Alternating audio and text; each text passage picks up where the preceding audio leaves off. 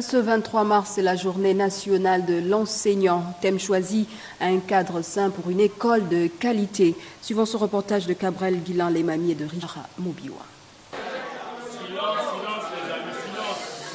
Célébrer chaque 23 mars la journée nationale de l'enseignant est l'occasion de rendre non seulement un hommage à Martin Oulabou pour sa lutte pour l'amélioration des conditions de travail des enseignants, mais aussi de reconnaître les efforts consentis au quotidien par ces derniers. Qu'il me soit permis de renouveler aux enseignants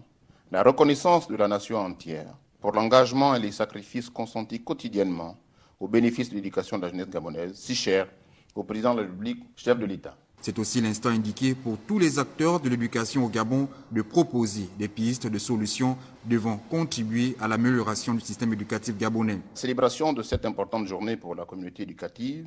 nous donne l'occasion d'une interpellation et d'une mobilisation collective sur le défi majeur que notre secteur doit relever en travaillant chaque jour pour l'amélioration significative du cadre et de la qualité d'éducation que nous prodiguons à nos enfants. Un cadre sain pour une école de qualité, c'est le thème retenu pour la célébration de cette 11e édition de la Journée nationale de l'enseignant. Garantir un cadre sain pour une école de qualité postule aussi et surtout de débarrasser l'école de la République de tous les maux de divers ordres qui la minent, notamment sociétaux, moraux, comportementaux, éthiques, etc. À cet égard,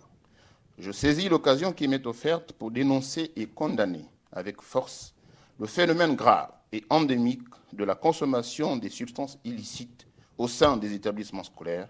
et leurs effets néfastes, caractérisés notamment par la prolifération des actes de violence, entraînant dans certains cas mutilation, voire des pertes en vies humaines. La réalisation de l'objectif que postule la thématique retenue requiert des exigences fortes de la part de toutes les parties prenantes, pouvoir public, parents d'élèves, apprenants, enseignants, partenaires techniques et financiers. Pour sa part, le gouvernement de la République que conduit le Premier ministre Emmanuel Issoze Ngondé est totalement mobilisé à traduire en actes concrets les très hautes instructions du chef de l'État